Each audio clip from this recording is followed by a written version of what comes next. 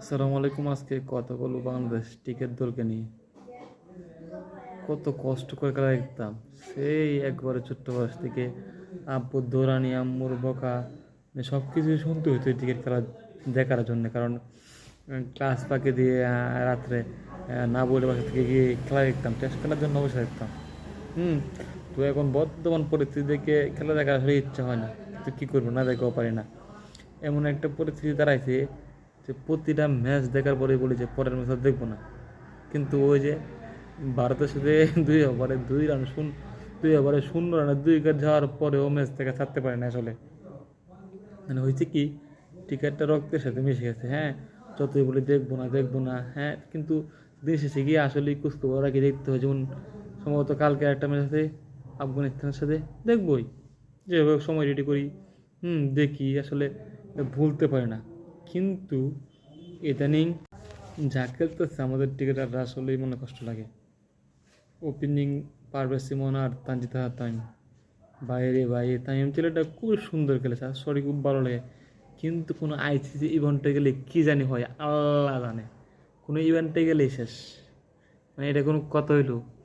এমনিতে মোটামুটি ভালোই খেলে, কিন্তু কোনো আইসিসি ইভেন্টে গেলেই তাদের আর রানের করা মিটে না। মানে খুবই বাজে অবস্থা। আর পারভেজ ইমন সম্ভবত এটা মনে হয় তার আইসিসি প্রথম ইভেন্ট। তো 2টা ম্যাচ খেলে 2টি অবস্থা খুব বাজে।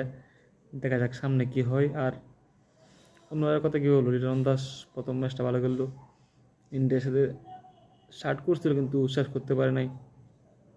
আর হৃদয় তো ভাই সবার হৃদয় থেকে উঠে যাচ্ছে আস্তে আস্তে, কী আর বলবো।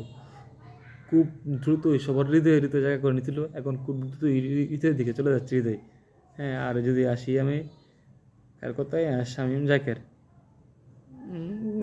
ফিনিশিংটা একটু ভালো করার দরকার ছিল। এটাই ফিনিশিংটা একবার বাজে হয়েছে।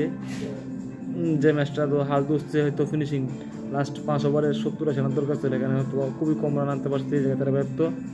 মোটামুটি ঠিক আছে, কিন্তু মূল জায়গা হচ্ছে আমাদের লেগ স্পিনার ঋষভ হোসেন।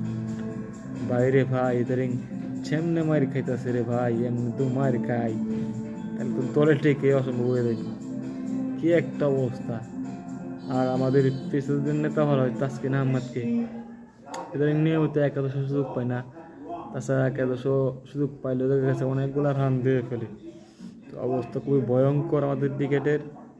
তো আসলে ক্রিকেটারদের কী বলবো, এত ট্রেনিং করানো, এত টাকা দিয়ে কোর্স চালানো, কী অবস্থা, কোনো উন্নতি নেই।